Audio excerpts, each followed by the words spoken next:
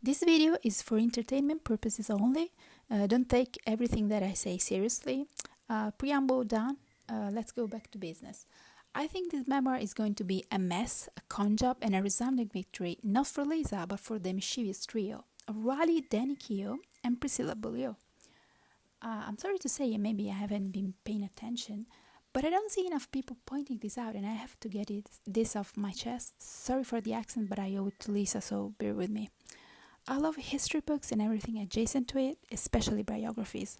Memoirs, autobiographies are a special different kind of book though. They are strictly from one point of view, and they're not necessarily interested in being factual, but just as subjective as possible, or rather, as objective as a subjective point of view can be. That's what makes them interesting. I've been conducting research on Lisa for a few years at this point, so while I'm not all knowledgeable, I think I have more information than the average person out there interested in this book. My problem here is that there are going to be too many different cooks in the kitchen with too many conflicting agendas. Lisa's voice is not a priority here whatsoever. I also want to point out strongly and firmly that Lisa, like all celebrity books of this kind, had a handsomely paid ghostwriter, and that was public knowledge, and that as far as I'm aware of the book was done. I also want to strongly reiterate that Riley was at no point involved with it during Lisa's life. That is a lie, and a bold-faced lie at that. They truly are trying to rewrite history in front of our eyes, folks. I personally feel like Lisa was waiting for the Elvis movie PR to end to release it. That's how I feel based on my personal research on her.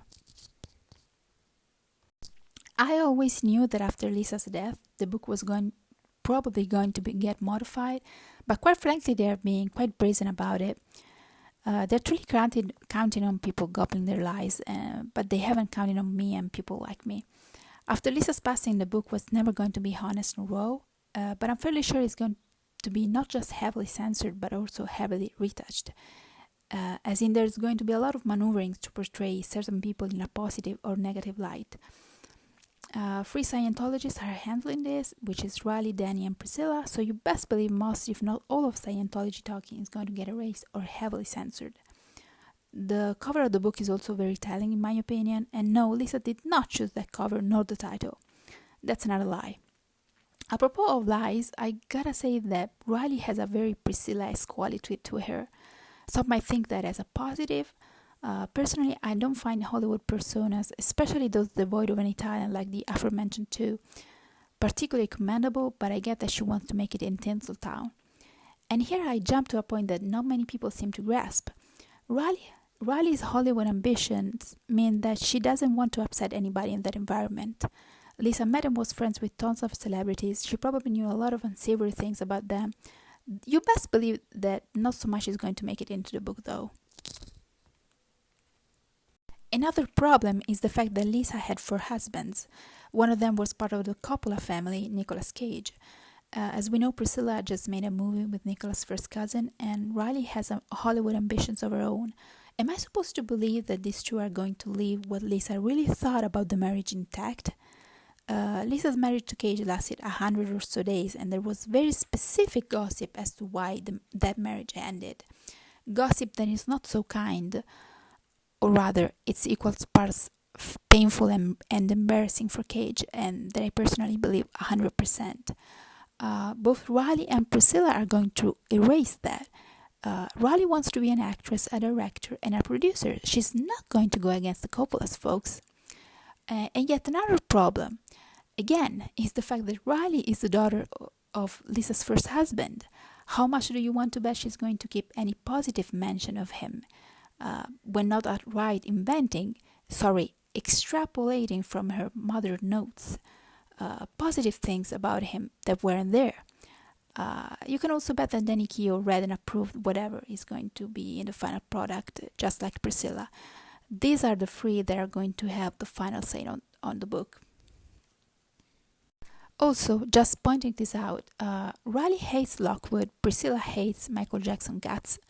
The memoir is going to be these two struggling to find positive things to insert about Nicolas Cage, and maybe erasing him altogether if necessary, painting Danny Keogh as an angel savior when he was nothing but a Priscilla 2.0 in Lisa's life, and balance the Michael Jackson discourse to their needs. You see, Priscilla hated Jackson and Riley liked him. But for both of them, it's about the money now, and the Michael Jackson estate is a competing estate to them. So only the Lord knows what they're going to censor, cover, and push with the Jackson stuff. This wouldn't have been a problem for Lisa. To Lisa, Elvis was her father, Jackson was her husband. That's not the case anymore. Again, it's all about the money now.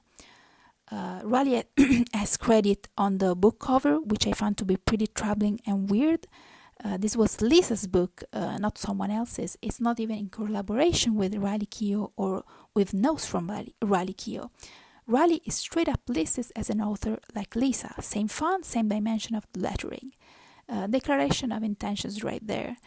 Even if you're not worried about anything that I have mentioned before, you gotta admit that Riley's will to insert herself like that on the cover of her mother's memoir really betrays a weird narcissistic drive.